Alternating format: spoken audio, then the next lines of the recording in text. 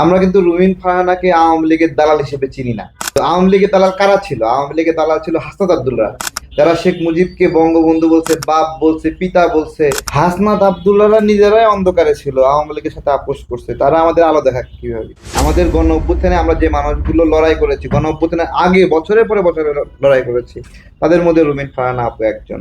আমরা কিন্তু রুমিন ফারহানাকে আওয়ামী লীগের দালাল হিসেবে চিনি না। তো আওয়ামী লীগের দালাল কারা ছিল? আওয়ামী লীগের দালাল ছিল হাসনাত আব্দুল্লাহ, যারা শেখ মুজিবকে বঙ্গবন্ধু বলছে, বাপ বলছে, পিতা বলছে। এবং এগুলো বলে তারা কবিতা লিখছে, গল্প লিখছে, বিভিন্নভাবে নিজেদেরকে প্রমাণ করার চেষ্টা করছে তারা আওয়ামী লীগের একনিষ্ঠ এবং আওয়ামী লীগের সেবক, আওয়ামী লীগের প্রতি আনুগত্য প্রকাশ করছে। এখন তারা এই গণ অভ্যুত্থানের পরে এসে হঠাৎ করে, আগে তো কেউ চিনতো না, আগে তো কেউ চিনতাম না, গণ অভ্যুত্থানের মধ্যেও চিনতাম না কেউ কাউরে।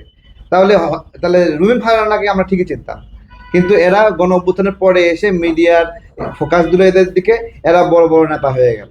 এখন রুমিন ফারহানা আর প্রয়োজন নাই। আমাদের গণ অভ্যুত্থানে আমরা যে মানুষগুলো লড়াই করেছি, গণ অভ্যুত্থানের আগে বছরের পরে বছরে লড়াই করেছি, তাদের মধ্যে রুমিন ফারহানা আপু একজন। একটা মানুষকে হ্যারাসমেন্ট করলে অনেকভাবে হ্যারাসমেন্ট করা যায়।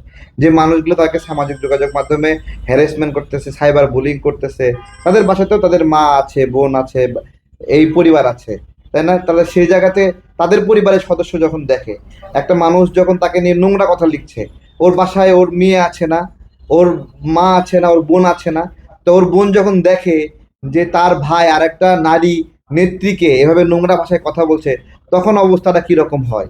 তো গণ অভ্যুত্থানে এবং আওয়ামী ফ্যাসিবাদের বিরুদ্ধে লড়াকু সৈনিক রুমিন ফারহানা আপুকে হঠাৎ করে আওয়ামী লীগের দোসর বানায় দেবে, আওয়ামী লীগের মুখপাত্র বানায় দেবে, বিএনপি বিএনপিতে আওয়ামী লীগ বিষয়ক মুখপাত্র, এইসব যখন বলছে, তখন একটা যারা দীর্ঘদিন কষ্ট করছে তাদের মনে সেই কষ্টটা আসা খুবই স্বাভাবিক, তাই না? তো এই আমরা আগের ক্যাসেটগুলো বাজাই না, হাসনাতের ক্যাসেট বাজায়, সার্জিসের ক্যাসেট বাজাই।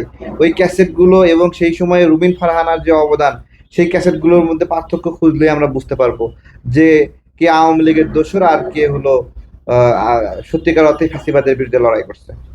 হাসনাত আব্দুল্লাহরা নিজেরাই অন্ধকারে ছিল, আওয়ামী লীগের সাথে আপোষ করছে। তারা আমাদের আলো দেখা কিভাবে? এই গণ অভ্যুত্থানে বৈষম্য বিরোধী ছাত্র আন্দোলনের প্রতি আমরা কৃতজ্ঞ, কিন্তু হাসনাত এবং সার্জিস সেই স্রোতের সঙ্গে ছিল না। তারা সর্বোত্তক চেষ্টা করছে আওয়ামী লীগের পারপাস সাফ করার জন্য, এবং তারা খুব দুশ্চিন্তায় ছিল যে আওয়ামী লীগ পড়ে যায় কিনা। তাদের অবস্থান বিষয়ে আর কি বলবো, যে ওদের কারণে রুমিন ফারহানার লড়াই রুমিন ফারহানা করছে, আমার লড়াই আমি করছি, এবং আমরা সবাই মিলে লড়াই করছি, এই জন্যই আমরা মুক্তি পাইছি। উমুক আমারে এসে বাঁচাইছে, উমুকের জন্য এই হয়েছে, এগুলো ফাতরামি যেগুলো যখন আপোষ করছিল। তো একটা গণ অভ্যুত্থানে সবচেয়ে কালো মার্কগুলো এবং আলোকিত মার্কগুলো আমরা দেখব। এখন বিষয় হলো, এই গণ অভ্যুত্থানে এই লড়াই সংগ্রামে সেই লড়াইয়ের বিরোধিতাকারী ছিল কিনা রুমিন ফারহানা, এটা হলো আমাদের বিষয়। আমরা সেই লড়াই বিরোধিতা করছি কিনা, বাট এখান থেকে আমরা কোনো চালাকি করছি কিনা, এটাও দেখতে হবে।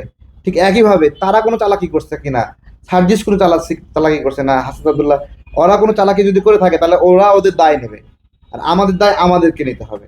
এটাই। আলো আসবে গ্রুপের সাথে কি মিললো কি না মিললো এগুলোর সাথে মিলাই লাভ নেই।